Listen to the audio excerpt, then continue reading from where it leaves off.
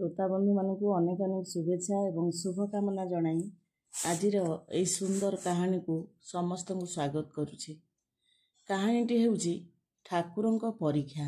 बेले बेले भगवान भक्तंकर परीक्षा नहीं थांदी। सेही परीक्षा को निष्ठार सहित सामना कले हुए तो भगवान ता पर मुहूर्त रे आमको सहायतार हाथ बढ़ाती। से भली परिस्थिति को नहीं यही सुंदर कहानीटी ठाकुरंक परीक्षा। वैशाली नगरी रे श्रुपेटा नाम जने राजा राजत्व करुथांदी। तांको शासन रे प्रजा माने अत्यंत सुख शांति रे रहिथांदी। राजा प्रजा मानकु निजर पुओ भली पालुथांदी। राज्य रे विभिन्न लोकहितकर कार्य करा जाउथाय। चोरी डकायती इत्यादि से राज्य रे आदौ हेउ न थाए।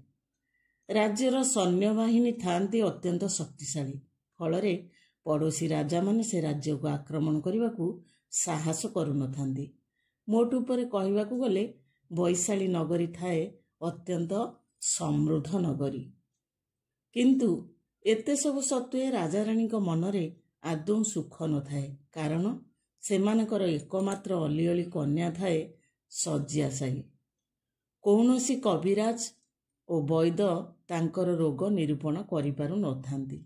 राजा और रानी विभिन्न देवादेवी मानकर पूजा अर्चना करुथांती, हेले किछि फल मिलु न थाए। दिन राति राजा और रानी खियापिया भूली सेमानकर आराध्य देवता भगवान को एक मन एक ध्यान रे आराधना करुथांती एवं राजकन्यार जीवन भिक्षा मागुथांती। एई अवस्था देखि प्रजा माने हाहाकार करुथांती। सेमानक मनरे मध्य शांति न थाए। दिनकर कथा जड़े सन्यासी राजपुरी रे प्रवेश कले। तांकु देखि समस्तक मनरे भक्तिभाव जन्मिला। राजा रानी मध्य सन्यासी को साष्टांग प्रणाम जनाई तांकर आदर आ अभ्यर्थना कले। तांको सेवारे जेपरी किछि अवहेला न हुए सेति प्रति नजर देले। राजांकर आतिथेयतारे सन्यासी बहुत संतुष्ट होई किछि दिन राजपुरी रे कटेई देवा पई इच्छा कले। एहीपरि किछि दिन रहिबा परे राजा रानीकर आतिथेयतारे एते खुशी होई गले जे सन्यासी जनक से फेरी जिबा पूर्वरु राजा को एक बर मागिबाकू कहिले। राजा मध्य एही सुजोग अपेक्षारे थिले। से कहिले, महात्मा आपण जेबे आम उपरे संतुष्ट तेबे एही बर दियंतु। दीर्घ दिन धरी रोगग्रस्ता मोर कन्या आरोग्य लाभ करू। महाराजा कथा शुणी सन्यासी जनक किछि क्षण चिंता करी कहिले, राजन तुमर कन्या आरोग्य लाभ करिबा एक कठिन व्यापार, किंतु तार गोटे मात्र उपाय अछि। जदि तुमर कन्या बयसर कौनसी युवक को अमावास्या तिथि रे तुम राज्यर शेष सीमारे अबा श्मशान कालिक निकटरे बलि दिया जाए, तेबे राजकन्या एही कठिन रोगरू सुस्थ होई पारिबे।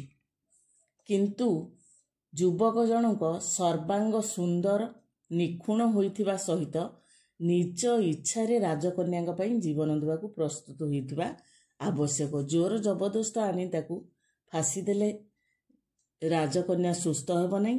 राजकुमारटी निज सेही युवक जनक स्वेच्छारे आसी राजकन्या पई जीवन देवाकू जदि इच्छा प्रकाश करे ताहले राजकन्या भल होई परिबो।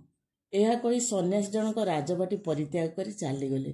किंतु राजा रानीकर चिंतार सीमा रहिला नहीं। राज्य रे किए एपरी युवक अछि जे तांको कन्या पई स्वेच्छारे जीवन दान करिवो। से पुणी राजा। राज्यर प्रत्येक प्रजा तांकर पुओ परी। एणु एपरी कथा बाहर प्रकाश कले मध्य अविवेकी कार्य हेबो। एणु ए विषय रे काहाकू किछि न कही राजा रानी चुप रहिले। हेले कथाटा लुचि रहिलानी। कानकू कान होई राज्य सारा एई कथा खेली गला। सन्यासी कथा। राजांको सैन्य बाहिनी रे प्रसन्न नाम रे जणे युवक नुआ होई भर्ती होइथाय। से जेपरी साहसी सेहीपरि विचक्षण थाए। समस्त शास्त्र मध्य से अध्ययन करिथाए। राजा और मंत्री मने मने ताकू भविष्यत रे सेनापति पद देवाकू इच्छा करिथांदी। सेही प्रसन्न दिने हठात राजा को साक्षात करी कहिला, महाराज ରାଜକନ୍ୟାଙ୍କ ପାଇଁ ମୁଁ ଜୀବନ ଦେବାକୁ ପ୍ରସ୍ତୁତ ଅଛି। ଯୁବକର କଥାରେ ରାଜା ଆଶ୍ଚର୍ଯ୍ୟ ହୋଇଗଲେ। ସେ କହିଲେ, ଯୁବକ, ତୁମକୁ ଖୁବ୍ କମ୍ ସମୟ। ତୁମ ଭଳି ଯୁବକମାନେ ମୋ ରାଜ୍ୟର ଗର୍ବ ଆଉ ଗୌରବ। ତୁମେ କାହିଁକି ରାଜକନ୍ୟା ପାଇଁ ଜୀବନ ଦେବାକୁ ଆଗେଇ ଆସୁଛ, ମୁଁ ବୁଝିପାରୁନାହିଁ। ଯୁବକ ଜଣକ ହସ ହସ ମୁହଁରେ କହିଲା, ମଣିମା, ରାଜକନ୍ୟା ହେଉଛନ୍ତି ଆପଣଙ୍କର ଏକମାତ୍ର କନ୍ୟା। ତାଙ୍କୁ ଭବିଷ୍ୟତରେ ଯିଏ ବିବାହ କରିବ, ଆପଣଙ୍କ ପରେ ସେ ହେବ ବୈଶାଳୀର ମହାରାଜ।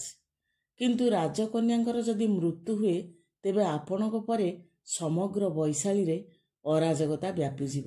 ଏଣୁ ମୋ ଜନ୍ମଭୂମିର ଭବିଷ୍ୟତ ଆଉ ସୁରକ୍ଷା ପାଇଁ ମୁଁ ହସି ହସି ମୋର ଜୀବନ ଦେବାକୁ ପ୍ରସ୍ତୁତ।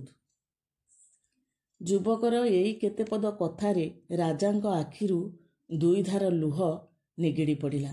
ସେ ଯୁବକକୁ କୁଣ୍ଢାଇ ପକାଇ କହିଲେ, ଯୁବକ, ତୁମେ ହେଉଛ ମୋ ରାଜ୍ୟର ଏକ ଅମୂଲ୍ୟ ରତ୍ନ, ଯାହା ଥରେ ହରାଇଲେ ମୁଁ ଆଉ ପାଇପାରିବି ନାହିଁ। ତୁମ ଭଳି ରତ୍ନ ଏ ରାଜ୍ୟରେ ଥାଉ ଥାଉ ଭବିଷ୍ୟତରେ ଅରାଜକତା ବ୍ୟାପିବା ଅସମ୍ଭବ। ପ୍ରକୃତରେ ରାଜକନ୍ୟାର ମୃତ୍ୟୁ ହେଲେ ମୋ ପରେ ଏ ରାଜ୍ୟର ଅବସ୍ଥା କ'ଣ ହେବ ବୋଲି ମୁଁ ଚିନ୍ତା କରୁଥିଲି। ହେଲେ ବର୍ତ୍ତମାନ ସେ ଚିନ୍ତା ଆଉ ମୋର ନାହିଁ। ସାମାନ୍ୟ ରାଜକନ୍ୟା ପାଇଁ ମୁଁ ତୁମ ଭଳି ଅମୂଲ୍ୟ ରତ୍ନକୁ ହରାଇବାକୁ ଚାହେଁନା। ଯୁବକକୁ ରାଜା ଏଇ କଥା କହିଲେ।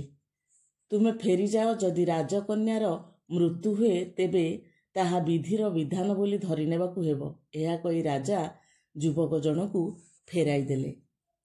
ସେଦିନ ରାତିରେ ରାଜା ନିଦରେ ଶୋଇ ସ୍ୱପ୍ନ ଦେଖିଲେ ତାଙ୍କର ଆରାଧ୍ୟ ଦେବତା ଭଗବାନ କହୁଛନ୍ତି, ରାଜନ, ମୁଁ ସନ୍ନ୍ୟାସୀ ବେଶରେ ତୋତେ ପରୀକ୍ଷା କରୁଥିଲି। ତୁ ସେ ପରୀକ୍ଷାରେ ଉତ୍ତୀର୍ଣ୍ଣ ହୋଇଛୁ।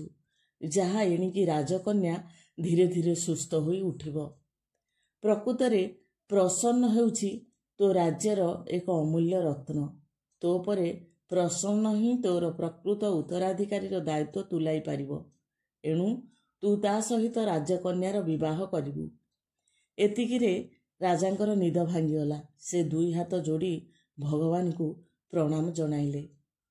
ସତକୁ ସତ ତା ପରଦିନଠାରୁ ରାଜକନ୍ୟା କ୍ରମେ କ୍ରମେ ସୁସ୍ଥ ହେବାରେ ଲାଗିଲେ।